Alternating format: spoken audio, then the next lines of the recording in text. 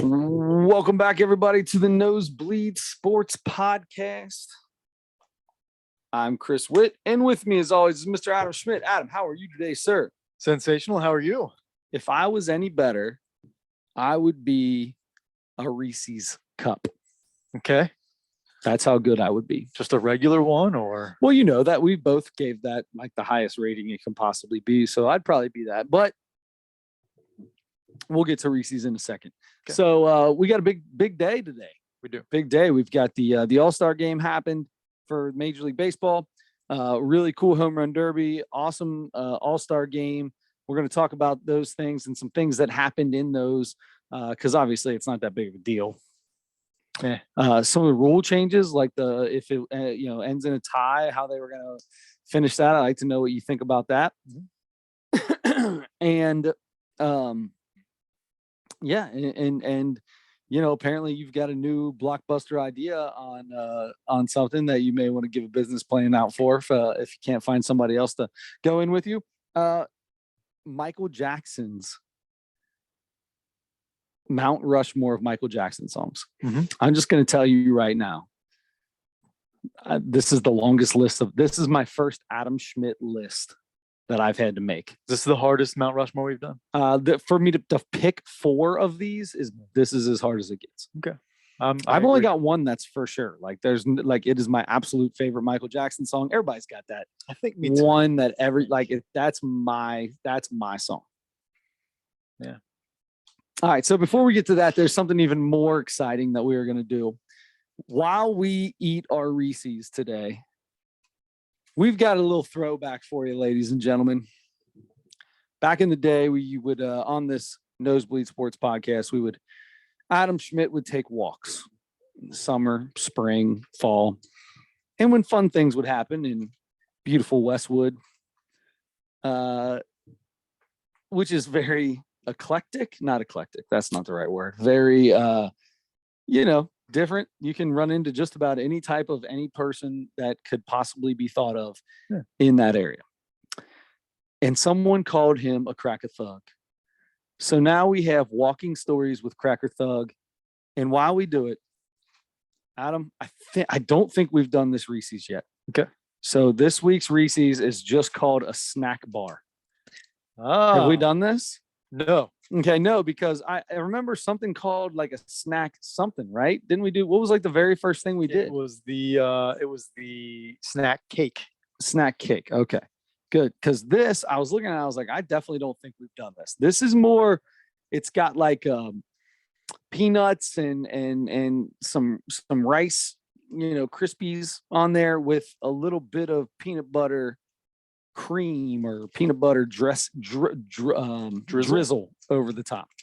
So this is going to be interesting. I'm not 100% sure what I think about this. This might be one of my lowest ratings that this has ever gotten. Although the Krispies with it makes things sound pretty good.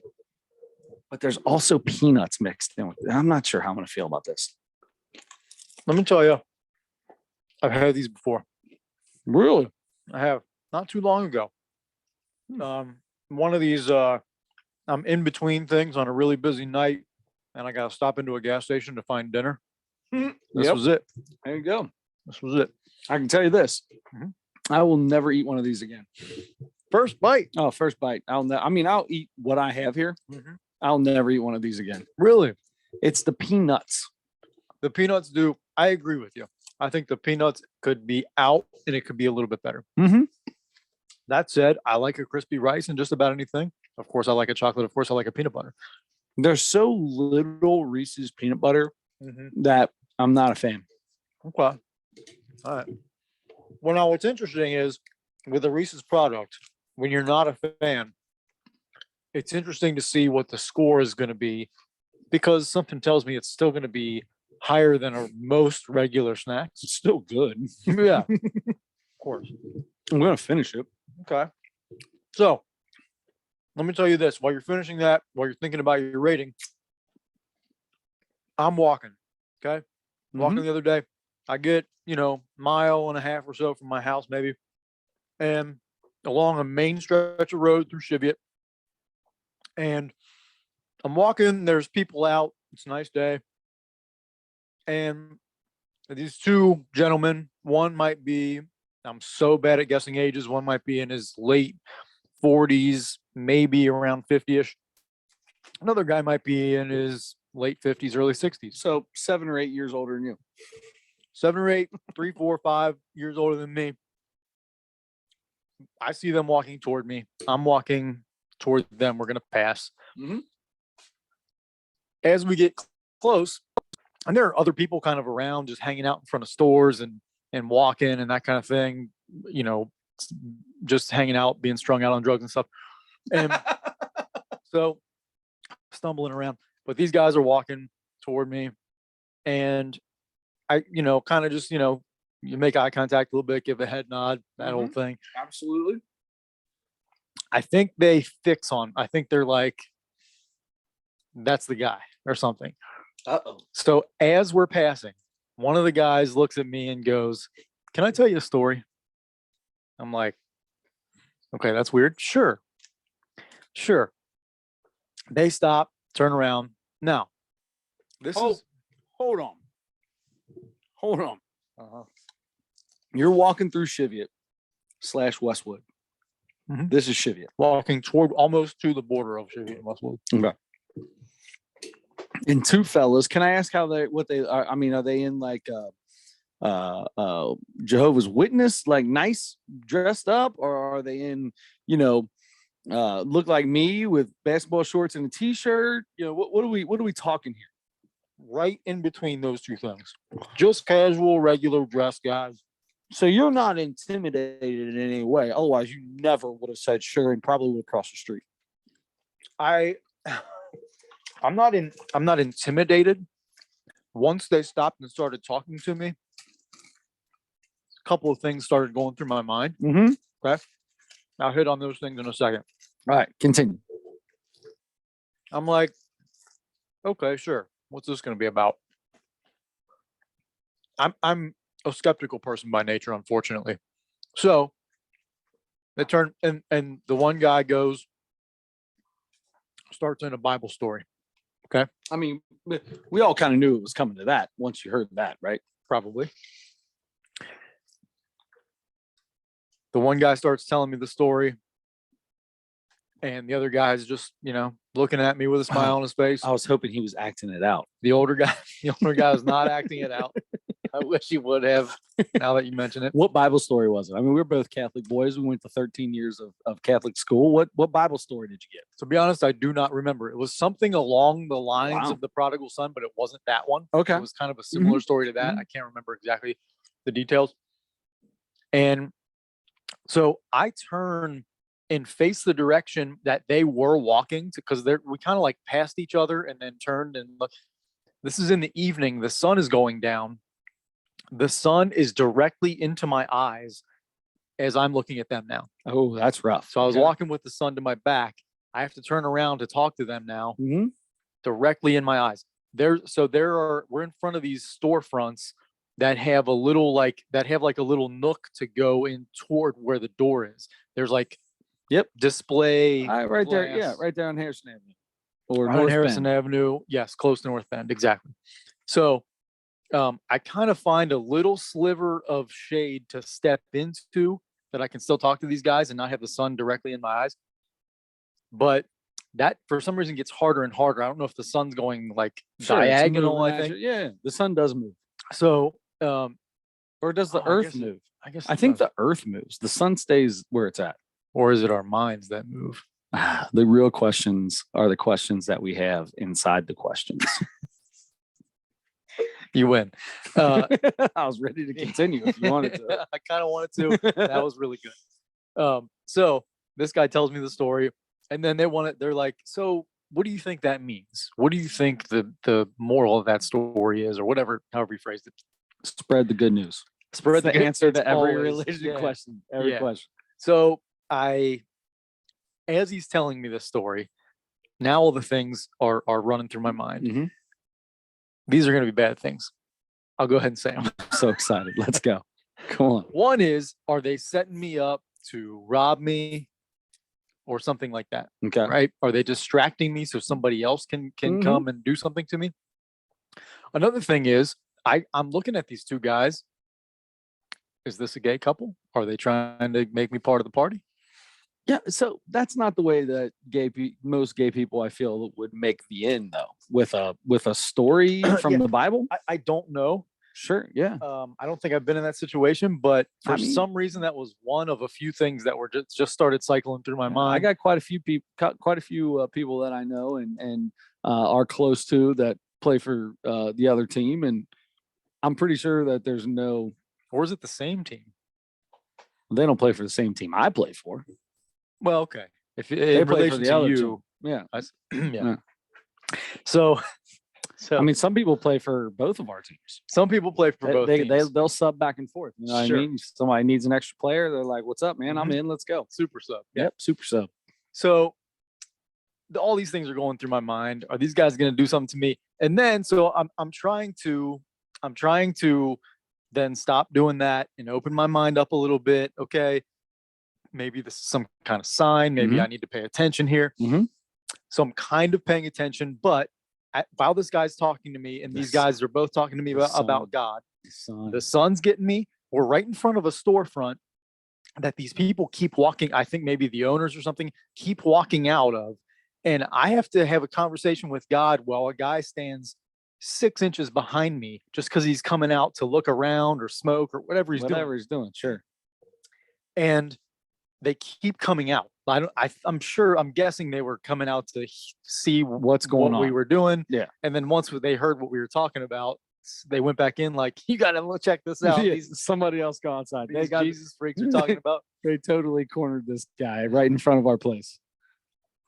So anyway, I do my best to, and then, it's a busy street. So there's horns, there's loud cars, there's always junk cars and cars with, loud music contests and that kind of stuff. So all this stuff is going on, and I'm trying to focus enough to give these guys what they're looking for. And also a little bit of me is like, all right, maybe you should pay attention to this or whatever. And part of me also is like, this is going to be a good story. Mm-hmm. And so anyway, we talk back and forth. They kind of, I think the guys told me another story after that, because I'm probably the only guy that they would engage with them, I'm guessing, if they're stopping people on the street. And I asked them a question at one point. I said, where are you guys from? Are you guys affiliated with a church around here or whatever? And they said, no, we're with a church over like kind of on the east side or something like that. Okay. So I'm like, this is a weekday, middle of the week. They just chose Cheviot and Westwood to walk around in the evening and spread the good news, maybe. Not in a neighborhood, but on a street with businesses. Yeah, I mean, there's neighborhood all around it too, but Sure. it seemed like a strange place to. Yeah. There he is, right there. So we have. This is going to be one of the best moments in Nosebleeds history. Got him. The fly is dead. I was going to try to name it. I was thinking we would name it. Go ahead. We can do a rest in peace, or what do we call it? What's our Dearly departed. dearly departed to I mean, that looks disgusting now. Philip the fly. Philip the fly. Thank you. Thank you. Philip with an F. Fly with a PH. Fly with a PH. I talked to these guys for a little bit. They eventually say, is this could we connect again? Could we get back together at some point and talk again and maybe talk a little bit more about this kind of thing? Yeah. And I'm like, well, so I gave this same answer to the Mormons that came to my house a few weeks before. I'm like, you know what? I think I'm pretty good with where I'm at now, but this, I'm kind of off and on with my relationship with God. I'm hot and cold. Sometimes I'm in, sometimes I'm out. I said, but this right here, this really sparks an interest that I really need to, this really Great lights job, a fire man. under me that That's makes me think that I got to reach back out and get in touch with my relationship. What with a God. great liar you are. So, I guess that sufficed for them. So I was like, we kind of said goodbye. Quick, dap it up, shake hands, quick little kiss on the cheek. quick little kiss for the one guy, a little peck on the mouth with the other guy, Mm. and So lucky. and then so like quick kiss on the cheek, one guy, quick peck on the mouth, and then they turned quick peck on the mouth for them, and then the two of them went on, and I went on to the rest of my walk, and I'm thinking as I'm walking back toward my home after a while, Yeah. I'm like, I mean, what do I do? I'm starting to plan out in my mind. How do I handle if I pass these guys again, if they're still out walking? Luckily I didn't have to deal with that. It's at that point in time, you've already taken the brunt. It's just a hello. Sure. It's just, I mean, maybe another peck on the cheek or Hey, something, fellas, but yeah. God, right? Yep. Yeah. Yep. One more kiss. All right, let's go.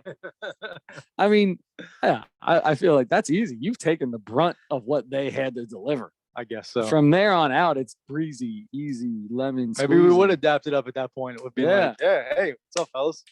Daps and hugs. They didn't look like they were dap guys, but I can tell now. anyway, it was an interesting experience. Nice. So you've got the Mormon experience. You now have some sign of Christianity experience, I assume. You're really kicking it out, man. Good for you. Hey, man. I love talking to salespeople that come by or religion people that come up, especially because I feel like I remember a lot of the religion stories, and like I love to get involved in those. Like, yeah, and then such and such, right? And they're like, oh, yeah. I'm like, I got you, dog. I learned all this stuff. I'm good. I asked the Mormon guys, how's Johnny Smith? Yeah. How's he doing? I don't know who John Smith is, but I think that's the creator of the Mormon religion. I think that's his name. Oh. Also, like John the Smith. Pocahontas Yeah, I guy. was gonna say like John Smith that like founded the United States, or I called him Plymouth or something. I called him the Pocahontas guy, but yeah, that's how I would say it. But you got to it first, so I had to make it sound founded like the United founded States. Yeah, the United the States. Pocahontas guy that founded the United States. Yeah. Right, John I mean, it's not Christopher Columbus, because he was looking for India, and apparently he's a really bad person. So yeah, right. Anyhow, that's my walking story. Your rating for Reese's snack 5.1. 5-1 snack bars, not snack cakes, snack bars. bars. Very different thing. Very different and not nearly as good. 5.1. 5-1. Maybe even a 4.8. Oof. How about you? I'm gonna go with a 6. All right. Yeah. This still sucks. But The worst. I mean, on the Reese's scale, that's still terrible. But sure. But I would, I went into a gas station, looked at everything on the shelf similar to that, and that's what I chose over everything else Well, one night for dinner. there you go. Good for you. I don't know how you came up with that randomness, but good for I mean, you. it's that or like Kind bars and Gatorade energy bars and whatever. I'm looking at my phone and I've got some bars, Yeah. on the old Wi-Fi. I have no cellular bars at all. Huh? I don't think that's ever happened in my house. How about it? All right, Adam, we're going to move on here to you want to go? We're going to go to the All-Star game, the Major League Baseball All-Star game. Do we want to talk about the home run derby first? It was first. Let's do that. Let's do that. Obviously, J-Rod is the talk of the town. He did not win it. Juan Soto got his revenge on the polar bear, Pete Alonso. Pete Alonso, in the finals, and Pete Alonso did not look happy. No, he is serious about this home run derby. It is insane. All those shots of him in the clubhouse staring at his bat. Yeah. My wife's watching. She's like, what is wrong with him? It's Everybody else is having fun. I wondered if he was doing that for dramatic effect. But Seeing that dude, I don't think so, man. But it seems pretty competitive. You know why he struggled? His pitcher was terrible. Yeah. That was terrible. First of all, he was like 87 years old. Yeah, right? but that's the guy who's thrown to him at the last two, isn't it? I don't He know. could not throw a strike. He couldn't throw a ball anywhere consistent. It's consistency. You get that same swing. And they didn't.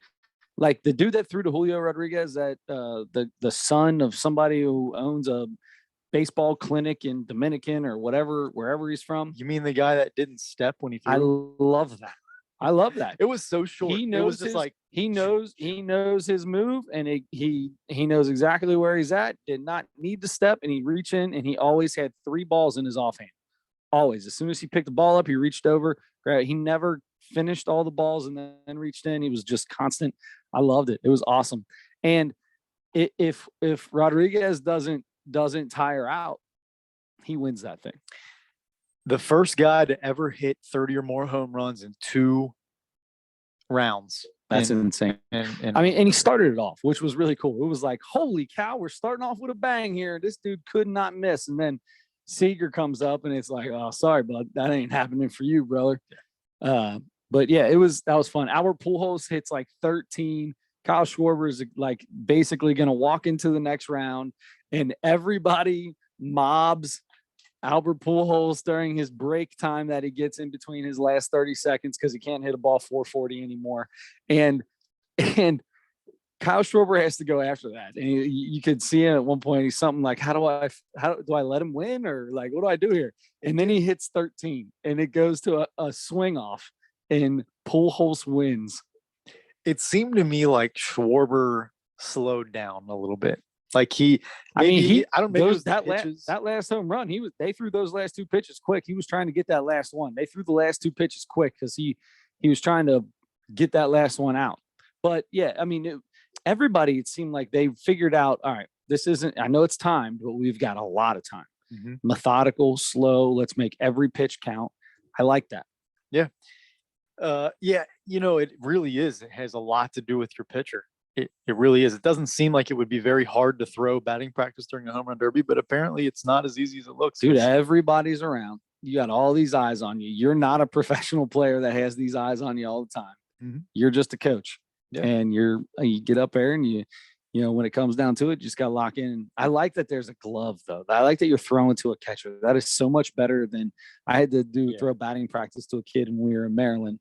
Not batting practice, but home run derby. You could pick one kid. And I don't know if I told the story or not. Mm-hmm. 45 seconds, didn't hit any bombs.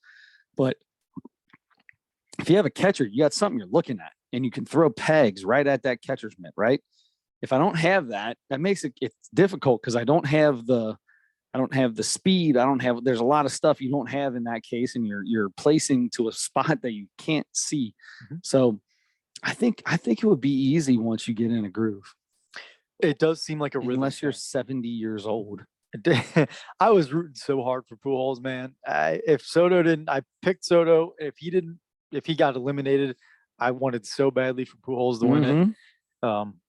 But it was, and that was, you know, so you won the home run derby challenge. I picked Pete Alonso. We both had the finalists, but you picked Juan Soto, even right after I got done talking about how much I love Juan Soto and this and everything else. Was it Julio Rodriguez was in the finals, wasn't he? Oh, I'm sorry. You're right. Rodriguez beat Pete Alonso. I apologize. It was Rodriguez and Soto. And I know that because Julio Rodriguez is a rookie for Seattle this year. His salary is $700,000. $750,000, the league minimum. If he would have won the home run derby, he would have got $1 million. But he apparently got $750,000 to come in second. Did he really? Yes. He made his annual salary in one night. Good for him. Now he's a millionaire. He is officially. I'm pretty sure he was a millionaire. I'm sure he signed a bonus that might have been. Maybe. I'm sure his I'm saying like your signing bonus. That's the way all those young players, they make like $25,000 or something like that a year in the minors, but it's how much was your signing bonus when you first get drafted. Yeah. And speaking of getting drafted, we'll talk quickly in a little bit here about that, because the Major League Baseball draft was the last couple of days, 3 days ago, whatever it was. And it's always the most fun thing for me. I'll be honest, I didn't even know the draft was the day it was. And then it started and I got some alerts and I saw, first couple guys got picked. I'm like, yep, apparently the draft is today, right around All-Star time. Anyway, we'll get into that because my favorite part is to see whose sons have been drafted. Always makes me feel old. But the All-Star game. So home run derby's over Monday night, Tuesday night. It's the big game. Okay.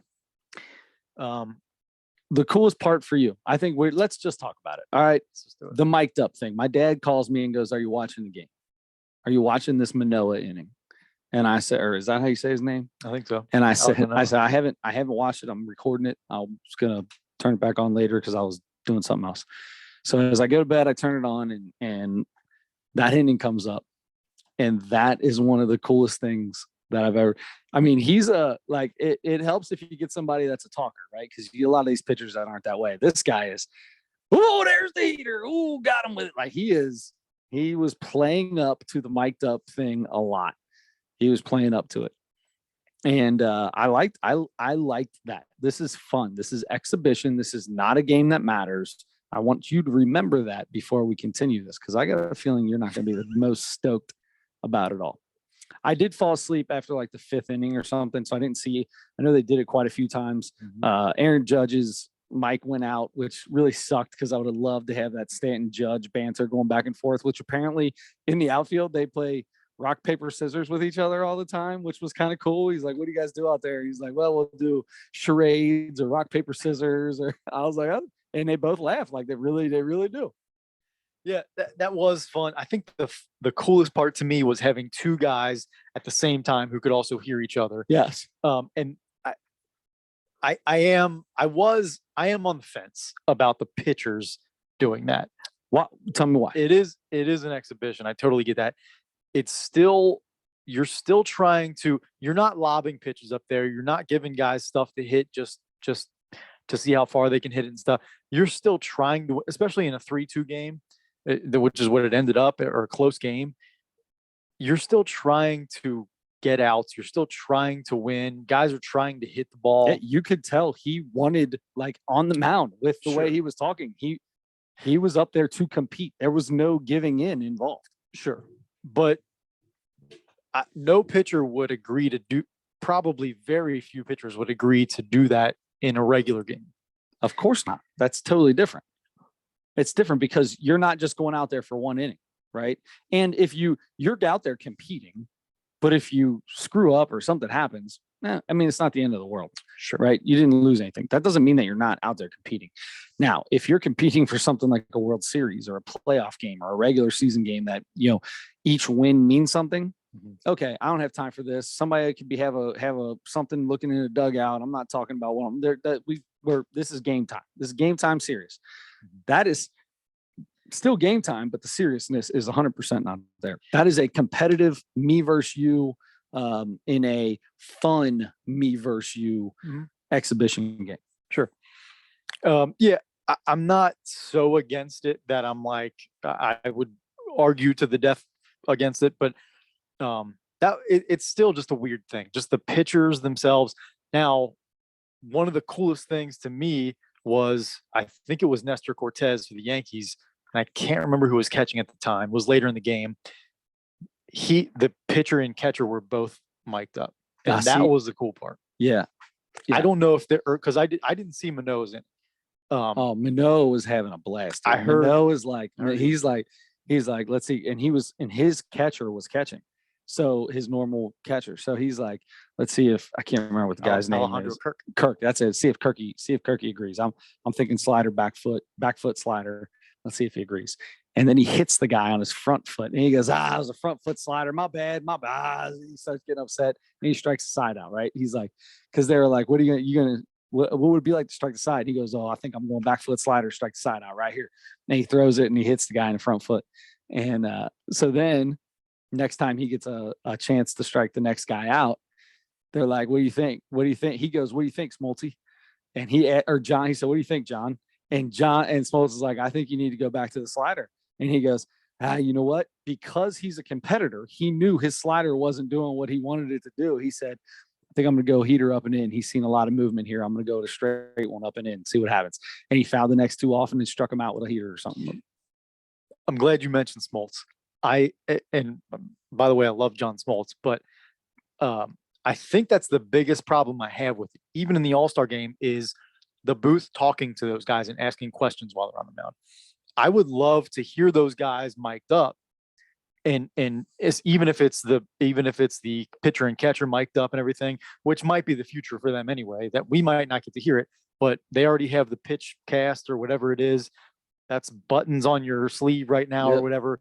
that, Nestor Cortez was just putting his glove up to his face every time and saying, all right, yeah, we doing this or whatever. And they would still throw down signs, but, he would shake but they were still kind of communicating, and he would just put his glove up so they couldn't see what he was saying.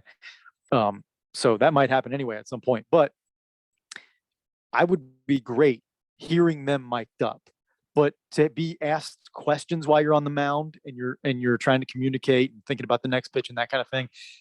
I think that's the biggest part of it that I'm like, I don't know, man. It's just still, I like it. I like it. It's awkward still. I'll tell you, it's awkward because I don't know if it's them not being able to hear them completely, or if there are just times where they're like, we're not talking right now in this exact moment because that's because of the fact that I need to concentrate a little more.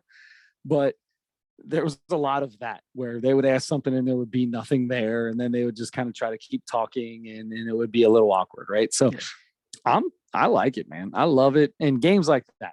I love the mic'd up thing. And then they go to commercial and you hear all the guys talking and all that. That's the coolest thing in the world. They do that. The Big East does it with the coaches one game where the announcers they have announcers there, but they might say 100 words total in an entire basketball game. And you're just constantly listening to the two coaches yelling at their team and inside the huddles, literally every single second of the huddle and what they're saying. And in the halftime, them talking to them at halftime. It's that I love that. That's awesome. Let me ask you this. Here's an idea. And this may have already been talked about. I'm sure people have already had this idea and it probably wouldn't work in the long run, but I feel like if there was like a subscription service that I could pay a monthly thing, just like Netflix or anything else you pay a subscription service for, but is like an audio production company that mics up either all of the players or certain players that they just signed contracts with, right?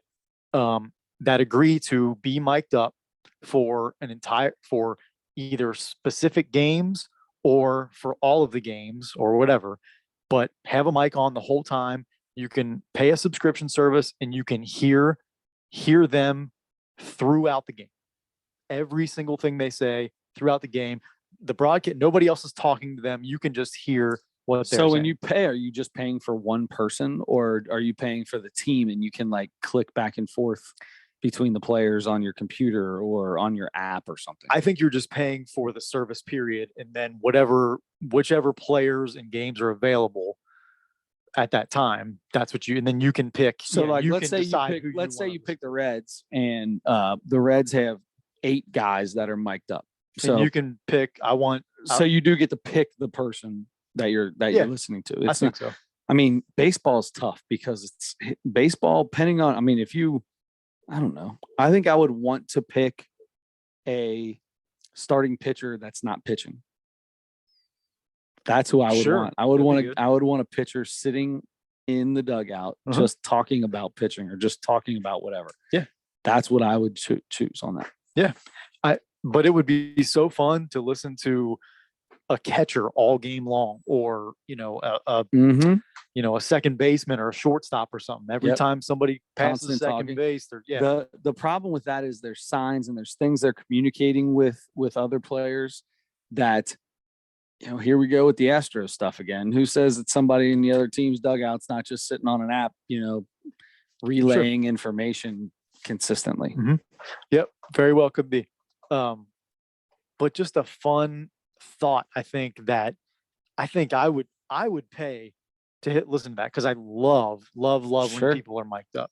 I love the mic'd up stuff, man. And they have when they mic people up, usually coaches and stuff, like you see it in the NBA, coaches.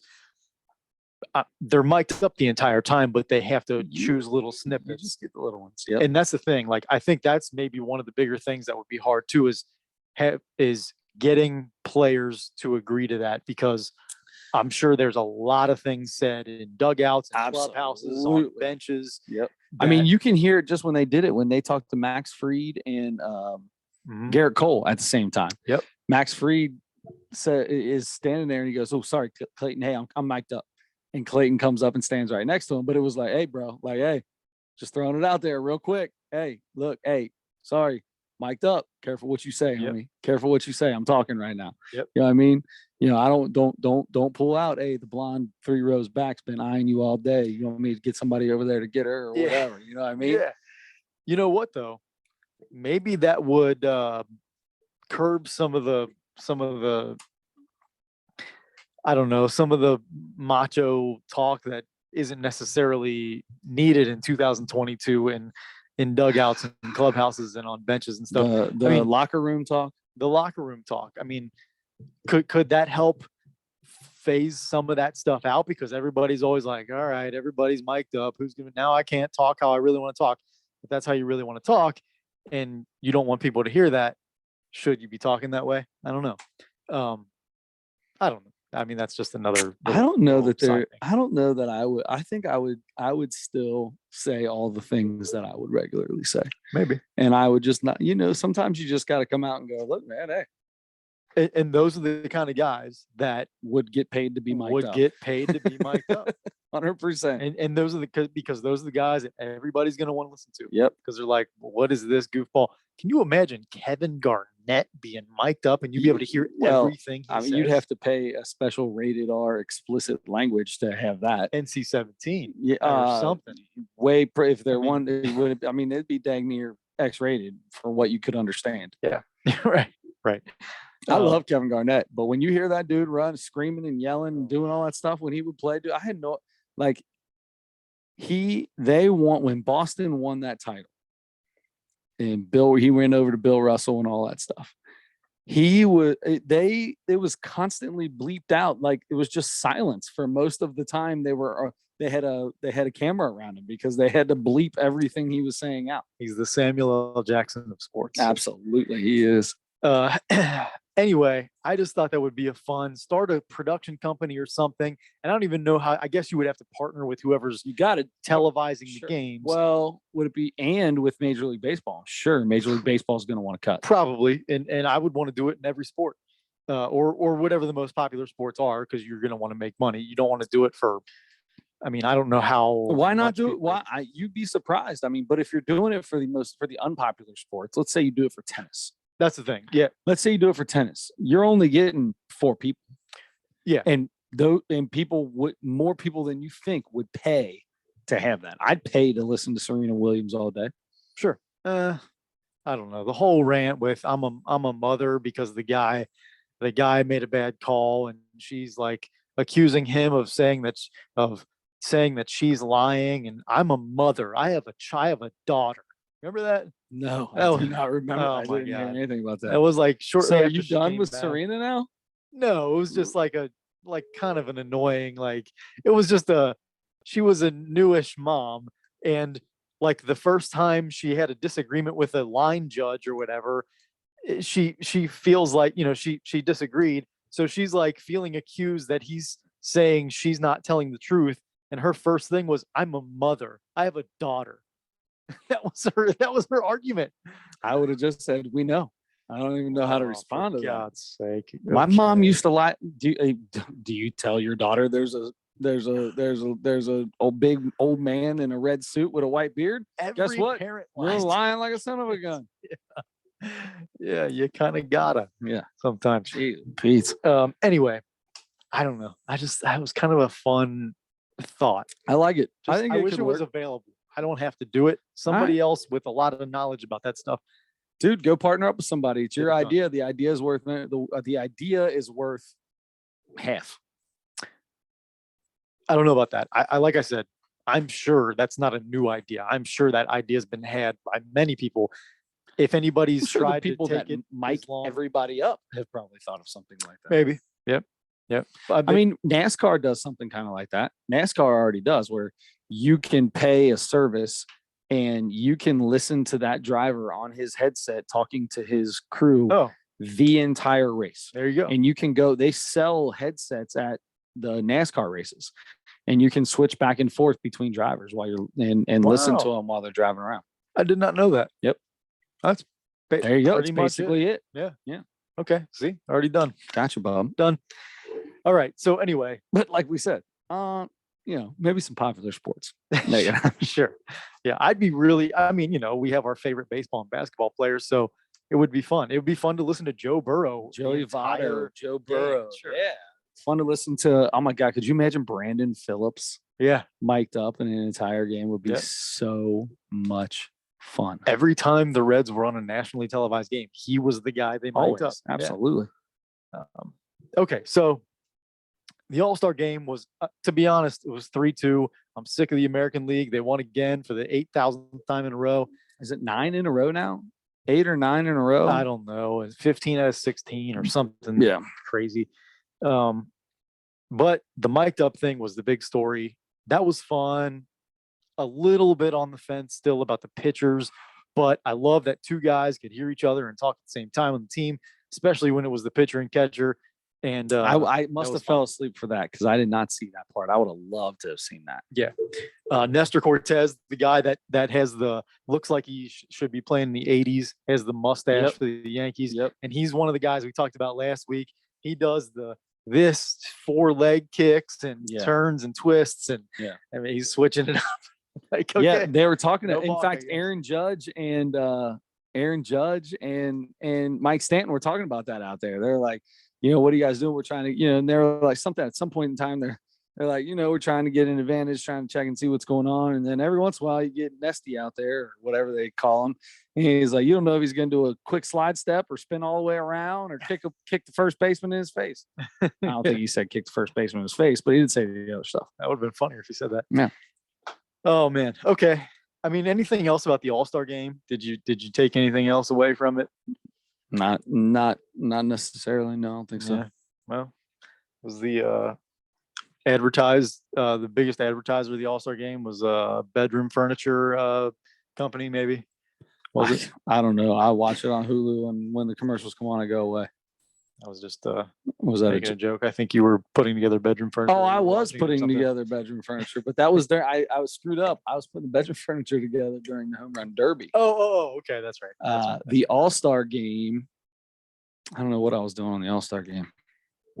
Oh, I was having dinner over at my mother-in-law's house. Oh, okay. Yeah. There you go. One more baseball thing. All right, let's do it. We didn't even talk about this beforehand in our pre-show meeting, but I did mention I really wanted to just take a quick look at this list of players who were just drafted in the draft this year in the Major League Baseball draft who are sons of former players. The very first overall pick is Jackson Holiday, Matt Holliday's boy. son of Such Matt Holiday, congratulations. who had an incredible career. Yeah. And didn't retire very long ago, Yeah, 4 years ago. 4 years ago. The second overall pick was Drew Jones, son of Andrew Jones. You think he's Andrew? You think it's Andrew Jones? You think he's just Probably. like another Andrew and they just call him Drew? Probably. Yep. It's spelled the same. DRUW is how he Right. spells it. All right. You had a bunch of guys that have like fathers that were NFL players. I'm not even going to say those guys because I just want to talk about the guys that had dads that played a bunch of years in the minors, guys with dads and uncles and everybody who have been coaches professionally. Another guy there that guys who grandfathers. Well, that's like Yastrzemski. Yeah, that's true. That's true. This Donald Hughes kid, his grandfather played 3 minor league seasons. Why is he on this list? Where's the NFL guys at? I want to hear the NFL guys that have kids that got drafted. Yeah, I did Because the NFL guys are going, listen, we're in a salary cap sport. We've got 50 some people on a roster, which means there's not a lot of cash to go around. Go play baseball. That's what they told their kids. Go play baseball. Yeah, Kumar Rocker is a right-handed pitcher. By the way, John? it Is that says John Rocker's kid? I was hoping so. It's not. His dad is Tracy Rocker, who played in the NFL. Would you, if you're John Rocker's kid, I feel like that's an uphill battle, bud. I feel like you've got an uphill battle. I think so too, except, you shouldn't be held to your father's stupidity, but That's gonna be still hard no. not I to. mean, it's an uphill battle. It is what it is, man. You have a relationship with someone who's a crazy person, and that's made a lot of people upset in the game. It's just how it works, man. yeah. but also a guy who was a really good pitcher for a short time and who made it to the major leagues. And, Mhm. the bloodlines are always, that's why this is fun, because Yep. it's fun to see that, Trey Griffey is, Yeah. I don't know where he is now, but he was drafted, I thought. How about Ken Griffey Jr. is becoming like every time you see him, he's behind a camera. He must be infatuated with camera work. He's always got a big camera. Like during the home run derby, he was taking a ton of pictures with his camera. Yeah. I've seen him at multiple games where he's running like the video, the big giant cameras that they film the game with and stuff. And I've seen him doing stuff like that a lot. I think the camera work is big on him. And he gave out the trophy. Did you see that he gave out the trophy to the winner? You didn't even know, did you? Oh, the home run derby winner? Yeah. Did you see him? Did you see him give the trophy out to the home run derby winner? He maybe was not. he was the one who handed it out. And they're like, and Griffey's gonna come out and hand it. And he was out, handed it, turned around, walked away. Like, man, this ain't me. Griffey is a big, like, man, this ain't about me. It's about these guys here. And he walks that thing out, hands it to Soto, turns around and walks away. That was it. They didn't even have enough time to say that he was coming out there to do it. They didn't, no microphone, no nothing. Just hand it off and go. I'll tell you who the opposite of that is. David Ortiz. No, yeah. That guy. David Ortiz is gonna talk. That David guy Ortiz. likes to talk. Did you see the inning when he was just going from guy to guy and spending like two or 3 seconds with each guy? And I think it was the American League clubhouse. No. Just like skipping around. Oh man, I gotta find that and send it to you. It was pretty funny because he was like quick. He would be like, how would you get me out? And the guy would be like, I don't know. I'd maybe come high and tight to you at first, and then I'd maybe try to throw, and then he didn't really do, I'd take you deep, and then run away, and then run away and get in somebody else's face and put a microphone in it, and then, like, did you fly private? Of course you did, or something like that, and run away. And, yeah, he was pretty good. That was a fun little quick man, thing. I wish I wouldn't have fallen asleep. It sounded like there was a lot of really good parts that I missed. Yeah. Justin Crawford, Carl Crawford's Nice. son. All right. Yeah. Carl Crawford's boy. Long-time Ray. Yeah. Let's see. Okay. Cam Collier, who was the number 18 overall pick, first round pick for the Reds. His father, Lou Collier, played 8 Major League Baseball seasons and is a Royals scout. There you go. You have this kid whose brother played 6 seasons in the league, and I don't know his name. Like, I've never heard of that guy. It's more fun when it's like Bo Bichette or Dante Bichette's kid. Guys or you're familiar with. Yeah. Dayton Moore is the Royals president of baseball operations. His son got drafted. I wonder why. Let's see. Oh, wait a minute. No, I thought that was okay. No, I thought that was somebody else. Anyway, this isn't going well, but I should have been more. I'm excited. I like it. I just love finding these just random people who have kids or people in there. Here we go. What do we got? Mason Mcguire. Oh, Mark's boy, huh? Mark's boy. That's cool. Mark's boy. See, now that's one that piques the interest. That's it. Yep. Phil Nevin's son. Oh, there you go. That's another good one. Let's see. You have Did Jim Larrett's boy get in there yet? I don't know. Oh, I just made that up. Oh, okay. I gotcha. I was watching The Captain after the home run derby for a little bit, and one of the very first things is Jim Larrett's missing a ball in left field. Yeah, Sean Markham, who was a pitcher for 9 seasons, his nephew. How about Marquise Grissom's son? Really? Marquise? That's cool. Marquise Jr. He's a pitcher from Georgia Tech. Wow. Oh, man. Yeah. I let's see. Another guy. Let's see. John. Remember John Jaha? Yeah. Maybe it was pronounced differently. That's how I always said it. Son. Nice. He played 10 seasons. You have Eric Karros. Eric Karros' kid? Yeah. Nice. Jared.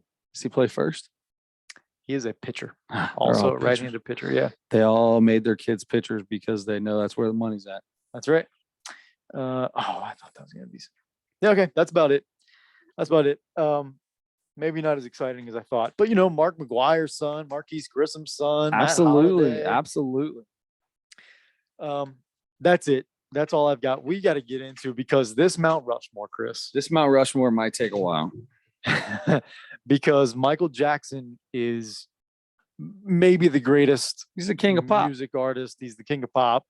One of the greatest, certainly, of all time. I don't know if I've ever met anyone who has said, I don't like Michael Jackson's music. Oh, I can honestly say I've never heard someone say I don't like Michael Jackson. He's got a song for anyone and everyone. I mean, I was thinking about that while I was listening to a bunch of the songs. He does rock, he does pop, he does like soul, he does it's funky, it's a little jazzy, some of his stuff. I mean, he really covers almost all genres. He's done duets with several different people. absolutely. Is that fly back in here, man? I'm just kidding. Yeah, no, I know. So anyway, yeah, Mike is one of the greatest. We grew up listening to him. I mean, who didn't? Yeah. Load those songs up, I'm baby. getting them ready, baby. I'm getting the songs ready. Oh man, we're gonna get sued by his estate. I think if you just play like a 3-second clip, I think that you can't get in too much trouble. All right, that's fair. So Too much trouble. I mean, we're not making any money on this podcast, so Right. I don't know if they want to sue us. You can sue me for my baseball cards. I don't know. Yeah, you can have them, That's man. all I have. You can have all $3,000 worth of baseball cards that I have. Would you like to go first? You wrote down a lot of songs to choose from here. Yeah, I did. I wrote down 19 songs, which I found out you wrote more than me. I started going through this thing and stopped just because I got tired of looking through his catalog of songs. Yeah, it's just insane. Do you remember when this song came out with his sister? Is this Scream? It's a Scream. This was one of the craziest don't things remember the ever, and they had like the beginning of puffy. I remember the Clothes video on. pretty well. Yeah. Yeah.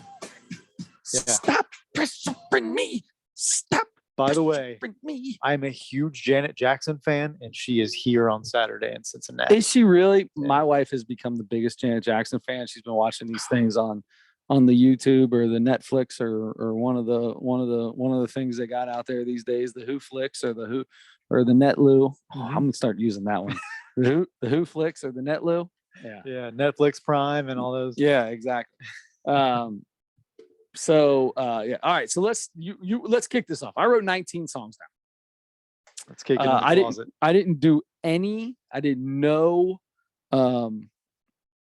Jackson 5 stuff because even though Mike's the singer, right? I don't feel like that's MJ. It's MJ, but it's like pre-MJ.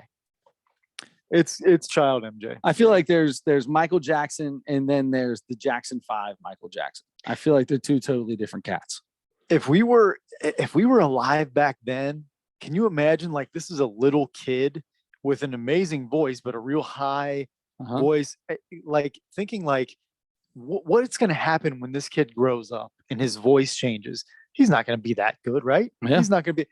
Oh, wait a second. He got way better, even though he was already one of the best performers in the world, and he got way better and became one of the best. So you did not do Jackson 5. I didn't know Jackson 5 stuff. So should I just start saying the songs that I wrote down? Do we just start naming them? Tell me name the full list of songs that you wrote down as possibilities for your Mount Rushmore. All right. So my possibilities for my Mount Rushmore: Thriller, Rock With You, Black or White, Billie Jean, Dangerous, Man in the Mirror, Remember the Time, Heal the World, Scream, Pretty Young Thing, PYT, Don't Stop Till You Get Enough, Smooth Criminal, Want to Be Starting Something, Beat It, Bad, Off the Wall, which was more of the album Off the Wall, right? Wasn't that the name of that album that had a bunch of good songs on it? I think it was, maybe his best album. Yeah. And then The Girl Is Mine, Dirty Diana, which I didn't know that was the name of that song. I didn't know the name of that song. So I'm like, So I would hit these little clips of them, like just to make sure I'm thinking of, I mean, obviously 90% of them, and some of them I'd be like, I don't know. It's got to be one of the better ones. What? This is called Dirty Diana? I had no idea that's what that was called. And The Way You Make Me Feel. Nice. Okay. What extra is on there? Can you think of any extras that you had 21, so it had to be like most of what I just said. Did you say bad? Of course I said bad. Are you kidding me? Shake your body down to the ground. No, I didn't. No. Did you say You Are Not Alone? No, I didn't say that. How about Baby Be Mine? No, How that's not. I don't know. about I could kill. That's, The Lady in My Life? no, that's a lot of people like that. I Just Can't Stop Loving You. That's a good one. You said She's Out of My Life. You didn't say that one. No, I feel like I had the rest of them you had. I mean, you've got Thriller, you got Black or White, Billie Jean, Dangerous with Magic Johnson in the music video, right? Man in the Mirror, Remember the Time, Heal the World, Scream, PYT, Don't Stop Till You Get Enough, Smooth Criminal, Want to Be Starting Something, Beat It, Bad. The Way You Make Me Feel, I feel like all of those, you say those and you're just ready to. You hear that? You hear the right. Do an impression of Chris Tucker doing an impression of Michael Jackson. Right? Exactly. You think of these songs and you either hear like the beginning music or the first couple words or something. You're like, oh my God, that's such a good song. And then you think of the next one, like, oh my God, that one though. And then the next one, you're kind of just doing that on down the list. So how hard was it for you? Did you narrow it down from that to 10 to 8 to 12? I didn't, but I can narrow it down. I can narrow this down. Let's narrow this down. I'm gonna almost cut it in half and go to 10. Okay. Let's go The Way You Make Me Feel. Mhm. Let's go Rock With You. Billie All Night. Jean Is Not My Lover. is not. Dangerous, Man in the Mirror. That's 5, right? Oh, geez. I'm starting with him. Let's go. Want to Be Starting Something. Bad. Off the Wall. Don't Stop Till You Get Enough. Jeez, oh, Pete. I always liked Heal the What are you World. gonna leave off? I mean, I could leave off Scream or Heal the World or I left Thriller off of both of these. I'm not a Thriller guy. Like, it's not one of my favorite songs. But like, Heal the World. Oh, sure. Make it a better place. That is, Let me tell you, without a doubt.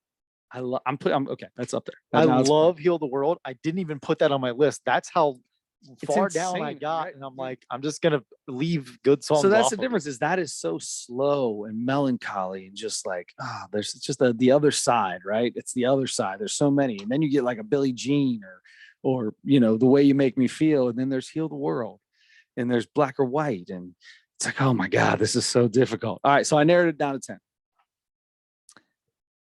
Can you narrow that down to? I'm gonna go 5 or 6. Yeah. Let's do this. Now what do you Here we drop go. off? Here we go. Let's just do this. I think I starred 4, Here we go. and I didn't put Heal the World on my original star. I thought you were gonna say I'm starting with The Man in the Mirror. That's a star. Man I've in the got a Mirror. star next to Man in the Mirror. When we were kids, that was like one of the biggest songs that we all sang. I know everybody in my family. If you were at my house, it was always Man in the Mirror. Oh yeah, I'm asking him to make a change. Knows that I'll get any clearer. If you want to make the world a better place, take a look at yourself and make a change. All right, I want you to sing all 4 of your. all right. And by the way, I'm not doing that for mine. Okay. All right. So Man in the Mirror. I'm not singing all mine either. Man in the Mirror. I put Dangerous on there. I loved Dangerous, probably because of the very beginning when he's playing the music loud and Dad's banging on his door, and then he goes, "Wah," and blows Dad out of the whole house. I got something for you. What does he say? And he flips the tape around. Yeah. What does he say right there? Eat this. Yeah, eat this. It's so good. Magic Johnson is a pharaoh or something, I believe. That's the thing. Not only are these songs amazing, he made small movies out of his. Every one of them. His His music videos are just as unbelievable as anything else that he has. Oh man, There's no doubt about that. that guy's attention to detail. If you've never seen This Is It, well, I'm sure I've asked you that before. Documentary that was made when he was putting together his very last tour, was going to be like a European tour, I think. Yeah. And before he died, he never went on tour, but he was like, they rehearsed and rehearsed. Oh and rehearsed, yeah. and they made a And documentary. he was out of like the whole thing. passing out on stage or something. Wasn't he like I going don't so know. hard that he would like pass out on stage? They didn't show any of that stuff, but it was like his attention to detail, and he would stop and like, no, it's like a 30-second of a beat longer or something. You know, he was like really precise about that stuff. Yeah. And he was like, and he did a pretty good job of demanding like excellence from everybody else, Yes. but also being like, and he would Being there for him. yeah, and he was, kind of almost like a hippie, but he was always like, it's all love and peace and feel love and feel Yes, love in yes. the room. And, that's like the way he would try to ease the tension when Yeah. he had to say something to somebody. So I also heard that Michael Jackson would he didn't write all his songs, right? Some of his songs were written by other people. He wrote a ton of them, but not all of them were written by him. But when it would come to a beat for a song, that he would basically start off and go in with whoever's producing and just be like, here's what I want to,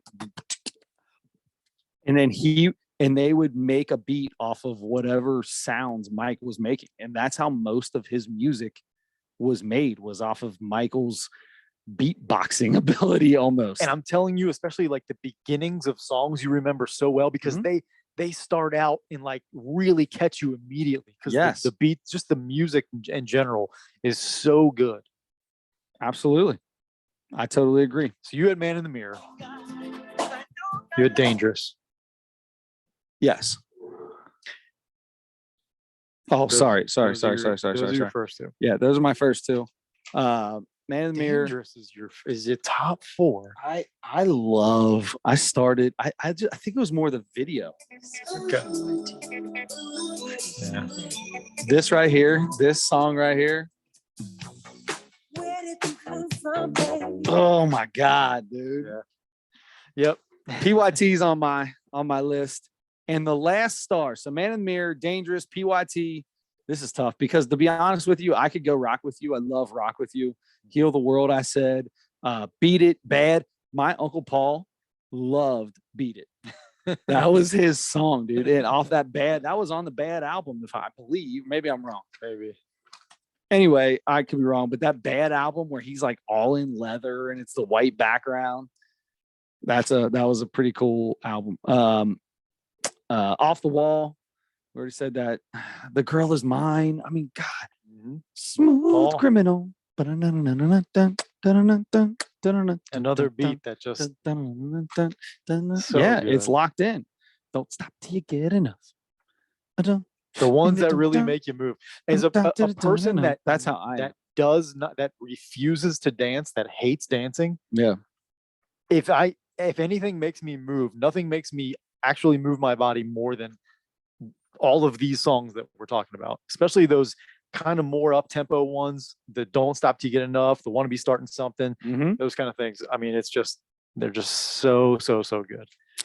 So the very last song that is on my list, and this is, I told you about how I had, this is the very first 45 I ever had. And it's my all-time favorite Michael Jackson song. I thought I told him to go home. What is he doing with?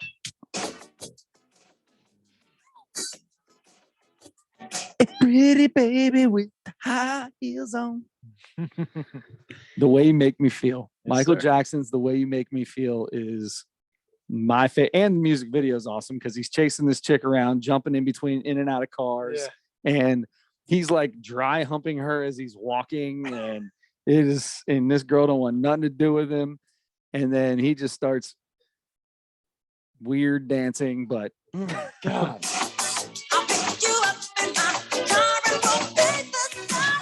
God, dude, I could I know. Oh, I want to know. start dancing right now. It makes you want to listen to the whole thing and sing along with it. That's it. All right, so that's my 4. I'm sticking with it because it's impossible, but that's what I'm gonna go with. I'm gonna go Dangerous, Man in the Mirror, and you know what? I might take Dangerous off. Did I talk you out of it? I think you Keep did. Dangerous. No, on I'm going there, with man. Heal the World because I really love the whole Free Willy. Heal wasn't that Free Willy? That might have been. Yeah, I think that might have been. Doesn't matter if you're black or white. That was a good one too. That was like when I was getting into music. Both of those songs were when I was really starting to first start loving music. Yeah. I'm going with Heal the World. There's something about that. And Scream was awesome. I loved Scream. That was a good, like, again, that was an awesome beat. Yeah. But I'm going to go with Heal the World just Okay. because that's just so, sometimes you just need to get in that, like you said, Michael's all like, hey, peace, love, happiness, baby. Just heal the world, man. So it's funny. I was going to start with the ones that we had in common because, by the way, incredibly, we had 2 in common. We did? All of these Still, or things. was Dangerous on yours, or did you take it? Okay. All right. So I guess I'll just start there. Okay. PYT and The Way You Make Me Feel were on mine. The Way You Make Me Feel that's my number 1. And when you go and you look up Michael Jackson's greatest hits and stuff like that, like The Way You Make Me Feel is not always towards the top of all his stuff. Yeah. But everybody I know loves The Way You Make Me Feel. To me, I love The Way You Make Me Feel. likewise. To me, that one, like The Way You Make Me Feel, Want to Be Starting Something, Yeah. Don't Stop Till You Get Enough, Rock With You. Those are all kind of similar songs. Yep. Like the tempo, maybe. That was that early 80s. That was early 80s, Michael, right? 80 to 85, 86, 87. Yeah, a lot of Maybe those even were later. probably from Off the Wall, or Yes. the Thriller album. And yeah, I think those are the best ones. His first few, probably his like third adult one, his third solo one was I think Off the Wall, and that was I'm pretty sure Off the Wall broke like 1 billion. and then Thriller might have broken all of those. All of those, yeah. So those 2. Now going back to what you said about Heal the World, you know that I am a big ballad guy. I'm a big slow jam guy. I like the R&B stuff. I like a slow, feeling song about love, or what that's usually what it is about. And so that's probably my favorite kind of music in general. So having said that, She's Out of My Life would be on almost no one's probably, but that's maybe my number 1. Wow. It's maybe, I think it might be the slowest song he sang, and he like almost it almost sounds like he's crying through it. It's like it's a I guess like a breakup song or something, but it's just so, yeah. Give it a. I'm just gonna fast forward a little bit. I like a little bit, yeah. See, it's quiet, it's slow. He's just like, he still had an afro. still. He was still was early. still brown. This was either on Off the Wall, or I think this was on Off the Wall. He's still brown. He's still a guy. He's still a man.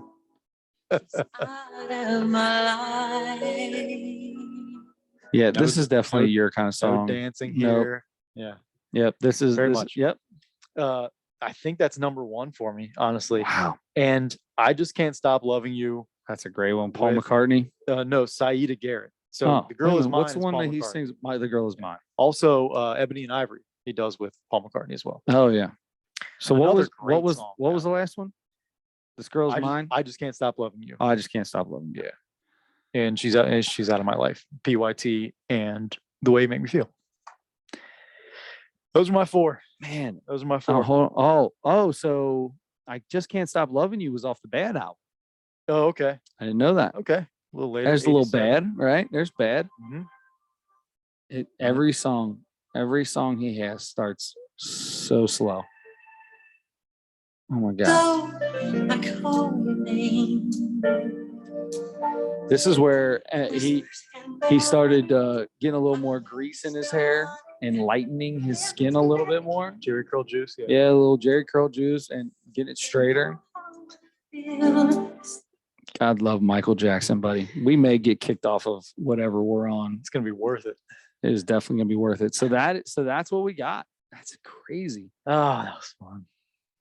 That was hard, but it was fun. It's just so nice to listen to Michael. I go through phases where I listen to a ton of Michael for a while, and then I listen to so much of it, I'm like, all right, I'm going to do Yep, something else. it's time for to a go while. somewhere else. And I've been kind of off of it for a little bit. Whenever I hear one, like if I hear one on the radio or just happen to hear one somewhere, you're like, oh my God, yes. You never get tired of it. No, But yeah, I might be listening to Michael for the next week. I'm telling you right now, after all this, the Thriller album had a ton. Dude, Thriller album is insane. you go Off the Wall and Thriller back to back. That's a trip to West Virginia, man. Dude, there's no doubt about it. I mean, I bet geez, Pete. Yeah, it's a 4-hour trip. I got to start going to Toledo now too. Oh wow. Oh, you feel that? Yes, I do.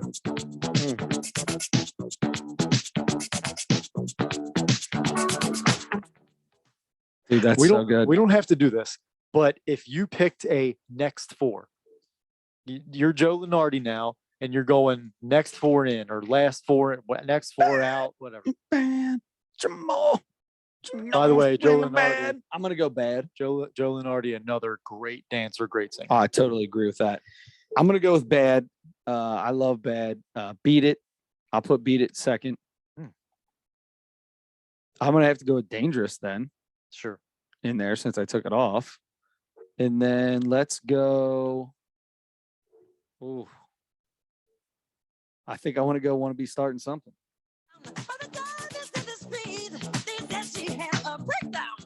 Breakdown. My next four would be Want to Be Starting Something, Human Nature, Don't Stop Till You Get Enough, Human Nature. The Lady in My Life. You're Another big slow, man. I'm a big dude. slow You got all the slow Big mics slow. on. All right, man, that is so good. I wish we had the authority to just start playing Michael Jackson in the background for all of time. Oh God. Do you remember the time? There you go. You can almost say he has so many songs. The time. You can almost say anything and think of a Michael Jackson. and go into a song. Michael Jackson song. Yeah. That's Oh man. boy. I mean, this is a week Dude, of Remember the Time. That's a really good one too, dude. it really is. It It really is. He had so many hits. Yeah. Good for him. Yeah. What was his last? I remember when Scream came out. And it was like his last name was Jackson. I remember his last one. I remember when Scream came out and it was like, whoa, MJ's coming out with another one. Like, man, Well, they came out with Michael- another album but- after he died. I know, too. but Michael was getting a little crazy, at that point. He was hanging babies off the edge, and his Blanket. sister had gone through the whole Justin Timberlake deal, I think before that. And it was like, or maybe she didn't. I don't know. Maybe it wasn't before that. Maybe it was after that. But either way, it was like, man, like Janet looks crazy. Her hair looks crazy. She's got like puffy stuff all over her. She looks like they all look like they're in a psych ward or something like that with rubber walls. And then he puts out another banger, dude. Janet Jackson might be in her 60s now. I would ask her to marry me today if I met her. She still sounds like Michael Jackson when she talks. Yeah. They've got that same kind of similar light voices. tone. Yeah. This is a week of all-time greats because we're going from Michael Jackson Hell yeah. Here we go. into another unfortunately deceased great in his area of art. And that is Norm Mcdonald Yes. with his special called Nothing Special, which was on Netflix. If you haven't had a chance to watch it, give it a shot. And we are about to tell you what we thought about it. And we are always open to, if you are listening to this, watching it on YouTube, listening to it wherever you listen to this thing, we're always open to hearing your opinions on anything we talk about on this thing, on our Mount Rushmore, our comedy thing, anything we talk about. If you've had the Reese's we thought we ate, tell us how you feel about it. Tell us how you feel about us. If you hate us, send that message to Chris and let him know. Because I won't be. Why able to not? handle Everybody else hates me. it. No, nobody hates you. So we got to talk about Norm Mcdonald. Mcdonald. This is the special he did in his home. It was when COVID was going on. It was literally the day before he went to a real big doctor's visit. It seemed like something I read. He had before a surgery. Oh, it was before surgery. The day before, yeah. So I love the okay. All right. So Norm Mcdonald, I'm just going to start with this. Well, I want to do this at the same time because I haven't rated it yet because I don't really, I'm having trouble with it. Okay. Norm Mcdonald needs an audience Really? for his comedy.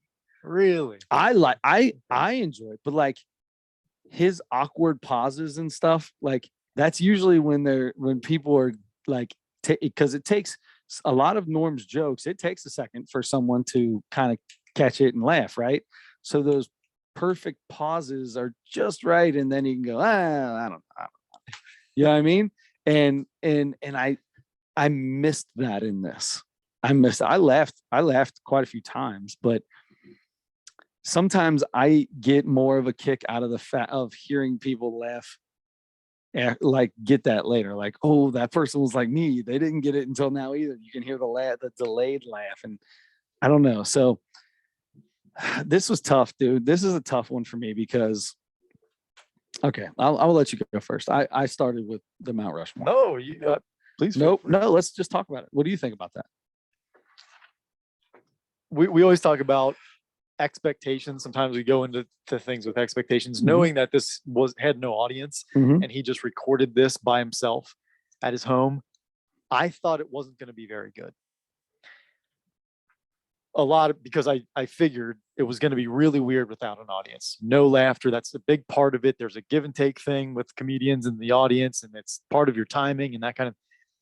I was so surprised at how much better this was than I thought it was going to be, and how much I don't think he needs an audience. That's crazy. It's so funny that you say the exact opposite of what I thought. Yeah, I watched. So I ended up watching this twice. The first time I was like, man, that's pretty good. That was good. It was way better than I thought it was going to be. Some of his jokes made me. The first time I watched it, I laughed really hard twice. Sure. And I laughed throughout, but really hard at like a couple of times. The second time I watched it, I laughed really hard like 6 or 8 times because you heard the come around, you heard the comebacks, you heard the cheese sandwich. You pick up those little things that he was doing. Yeah. I mean, and just some of the thing, I'm like, oh my God, that is really, really funny. And he does the most off the wall kind of jokes. They're not like a typical. A lot of them aren't even like your misdirection jokes. That's a big part of what makes stuff funny. Yeah. He does some of that, but a lot of it is just like really like he said something like the Christopher Columbus came over and murdered all these Indians and Native Americans, and in hindsight, sorry, I knew I was gonna. Gosh, in hindsight, that was way out of line. Way out of line. And he just stops, right? Yeah, that's it. That's the joke. That's the joke. Saying that it was way out of line. Yes. To kill it. And that's how most of his jokes are. It's like obvious stupid, right? It's stupid obvious stuff where he'll say it and then he'll just be like, well, no, I shouldn't have been that way. Yeah. His little things, he says, a lot, but in just the little subtle way. I don't know what it is. Maybe I'm letting his death make it better for me. I hope I'm not doing that. But for some reason, what did you think about the end? The 6 people talking about it. I mean, one of my favorite things I've ever watched. I liked that better than I liked the comedy special. I'm a massive fan of all 6 of those people, especially like 3 or 4 of them that are like on top of my comedy list. I loved that part of it. Loved it. But the whole thing was so good. Like I said, the second time I watched it was even better. The first time I watched it, I wrote down 4.4. The second time I watched it, I wrote down 4.7. Wow. That's one of the highest. Before I started this, I was thinking like, I don't know, do I give this like a 4 because of how difficult this is and the difference of it, and I'm not just really there. I don't know. And then I stopped and I was going to go lower. I'll stick with a 4. I'll stick there. I mean, I thought it was the comedy special would have been good. It would have been a good comedy special, but it would have been better with an audience. I think it would have been better with an audience. I think he feeds a little better, right? I think his timing slows down I think he slows. And when I say that out, not like Norm Macdonald talks with any kind of speed at all. That's his pace all the time. Right. But I'm talking about the in between before the next joke starts. You know what I mean? There'd be more of that getting the laughs out and people kind of giggling for a minute. And I don't know. I like it. I like Norm Macdonald better with an audience. I still thought it was funny. I still laughed. Drinking milk thing and then he goes, what were we talking about? Oh yeah, that's right. It goes on a total tangent and then comes back to talking about sucking on his mom's breast for milk or whatever. And I was like, see, no, that was funny. Like he did like that. That was good, right? And he can go off on a tangent, and the next thing you know, he's still got that cheese sandwich sitting in the parking lot at the WMCA or whatever it is. He got a phone call in the middle of it that he took. Yes, I believe that was a real phone call. I believe it was a real. I thought it. He definitely didn't hear the person because he held it up to his ear, to his headphones, like, I'm doing a comedy special. All right, yeah, all right. I can't talk now on account of. He's always on account. Yeah, of, on account of. on account of doing this comedy special. Yeah, yeah. Mr. Norm Macdonald, he's a funny character. I love Norm Macdonald. He is. My favorite story actually came from, I think David Spade told it. Maybe it was Adam Sandler or David Spade, but they said they're in a text group together. They're on tour. Those three and Rob Schneider. And I guess there were some other people on there too. And they're talking about something. And he just randomly said something to the effect of, I'm the best comic out of everybody on this. And everybody just kind of went, yeah, you're probably right. Yeah, that was Spade. Yeah. Oh my God. But that's true because of the way Norm Macdonald handles pace and he handles timing and his wordplay or lack thereof in some cases, but done on purpose. Mm-hmm. Like they were talking about how intelligent he was, and it sounds like he's rambling, but every word he says is thought out. And the fact that he did that whole thing and never looked down at a piece of paper, like he had that. Adam Sandler said at one point in time, he told him, I think I got a good 8 hours of stuff. And he would just switch. They'd be on tour and everybody does the same bit wherever they go, right? That's their thing. They're working on that material, tweaking it, making it the best. And Norm Macdonald would just go up there and totally switch it up one day. This is a different hour. I did get that yesterday. Yeah, just do something totally different. That's amazing.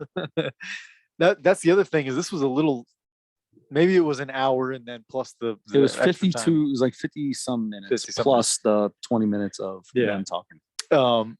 I feel like he probably got more jokes in because there wasn't the audience. He had a little, like just a couple second gap in between jokes where you could tell he went into a new joke. Yeah. But I feel like he's waiting longer for laughs to stop before he goes into a new joke if there's an audience there. That's what I like. I like that. I feel like when I'm listening to comedy, like to hear the laughter, I feel like for a comedian, that's the ultimate buzz, right? The more that's coming, the better everything keeps coming out of them, the better they get. Yeah. Man, I thought it was way better than I thought it was going to be to me. So I gave it a 4.7. What do you think? I'll stay with 4. Oh, you said 4. I'll stick with a 4. You said 4. I'll stick with that. Do you? Even though you don't feel a 4. Do you feel like the current godfather of comedy is David Letterman? Like he ran that whole thing. He ran the whole thing. Did you feel like he did? I feel like he ran the entire after part. He was asking other people questions about stuff. He like ran it like it was his show. I didn't watch the end of that. The end of it, I was just listening to it on headphones. And I was sitting there going like, and cause he was just like, did anybody like pay attention to how he wrote stuff down or how he got his material or how he was starting a ton of questions and he was doing the Dave Letterman talk show thing, right? Creating the conversation. I feel like he is just the godfather of everything now. He could be. I mean, he has another show on Netflix now. What's it called? Sam Morril had a set. He has comedians on that and they'll do 10 minutes or 15 minutes and then they go over and sit with him and they talk about it or whatever. They talk about them or whatever. Mhm. Gosh, I can't. Now I can't. It's think of just who his name, Dave but- Letterman is. He can't get away from it. He can't get away from talk show. He retired and immediately started doing more talk shows. Yeah. Yep. And I like this one a little better than his first. I like the first one better too. Or I like the first one too. Oh, I love that. The one he had with Dave Chappelle and Kanye and, Yeah. and Kim Kardashian, and the Jay-Z's on one. Yep. and- Yep. My next guest needs no introduction, I think was the Yeah. first one. And then Yeah. this last one is more just for comics. But yeah, I love David Letterman. But yeah, that was so cool. I feel like Dave Chappelle and Conan talked a lot about their experiences with Norm. I thought that Yes, there was. cool. Yeah. But yeah, and of course those guys from SNL that have known him for a million A years. lot of those stories were more fun to me. Maybe it was because I was at the end, but like the stories of Dave Chappelle's, like he would do he would always have a different name, like being a DJ or something like that. And he's like, these guys have been around for 16 years. Give it up for the one hit wonders or something like that. Yeah. But and then like David Spade talking about David Spade talking about going to dinner. Like he kept saying he wanted to go to dinner and then he kept canceling. He's like, is this a bit? Like nobody knows. Is he doing a bit with me right now? Yeah. This is kind of annoying, dude. Yeah. If I would have known he was sick, I would have been like, oh, okay, I get it. Right. I can't believe that he kept that from so many people. From everybody. That's so Nobody crazy. knew. I mean, he looked a little, but You he's could- old too. He's getting older, so Yeah. you don't know. You could tell. Yeah, looking at it, he wore a hat. He Cover up all these gray hairs up here. Norm, you didn't have a single hair on your head when you took them. I was gonna say, but we knew that when we watched the special. So Right. maybe he looked a little worse than I would have thought Yeah. if I didn't know that or something. But anyway, I mean, I loved it. I All right. really loved it. That's good. All right. So now, so you picked both. So I got to pick both, don't I? Did I pick both? I Oh, mean, you did the Norm Mcdonald and you did the Michael Jackson. So I've got to do and I'm sticking with that. I'm going to do, I got the first one ready to go. Right. So, the comedy. yeah, the comedy. I've got the first one ready to I go. think I know it's gonna Yeah. It's brand new. be.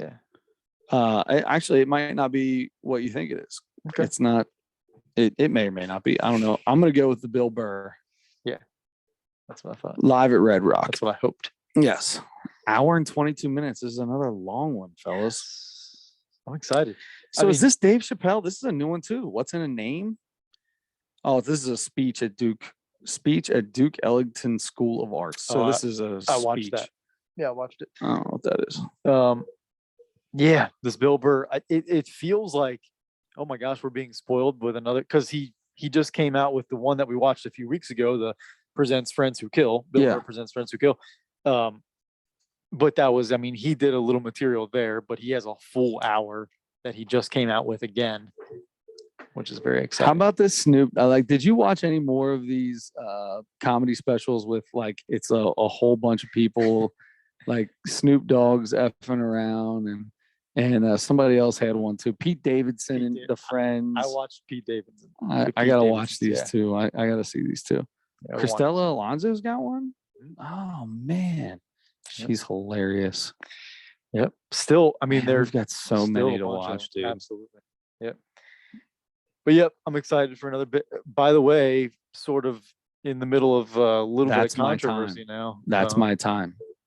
uh David Letterman. That's my time. This yes, is the yes, thing yes, with all yes. the comedians. Yeah. But did you hear Bill Burr's thing from the last few days about the WNBA? No.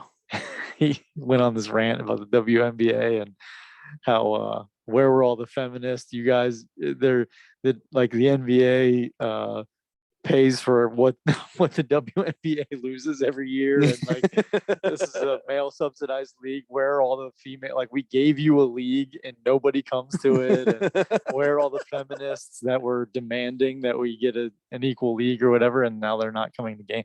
Anyway. love every bit. I think of that. I think some people are mad at him, but Yeah, well, it's gonna happen, bud. He's just telling the truth. You know, that's like the women's soccer and the men's soccer on the USA side, right? Like women's soccer dominates Mhm. in the United States, but somehow the men's soccer made more money. That didn't make any sense, right? There was more advertising, but we had this whole conversation. Yeah. But in this case, it's like, all right, well, not all playing fields are equal there. So let's try to stay our course here, and guys can play, but don't be expecting to make, when they were in their bubble, they were showing the food they were getting, and it wasn't very good. Well, you know what? You're not $1 billion industry, so Yeah. You got to have more than an 8-pound dumbbell and one of those orb balls, for your workout. why? more than a that's more where than there's a more than that's a the hotel that they could afford to put them up in, and that's what it is. You got to do better than a Howard Johnson and a Hungry Man TV dinner, Yeah.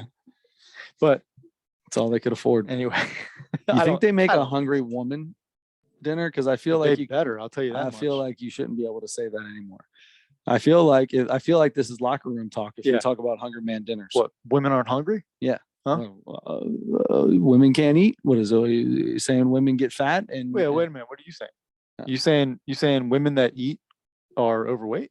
I mean, yeah, my women that eat a lot are. How about that? Yeah. Can we just I'm putting this challenge out there. I will challenge any woman to an ice cream eating contest. I guarantee that I will eat more ice cream than any woman, just because men dominate ice cream eating. I mean, it's Men a are better- male dominated sport. Better at eating ice cream than women. Yeah, we're bigger, better eaters. Put me on. Yeah, but no, really, the challenge is out there. Challenges out there. Adam wants any woman to come after him Mhm. in more ways than one. Let's start with ice cream. All right, we'll start with where it ice goes. cream. Start with ice cream. We'll see how the second date goes.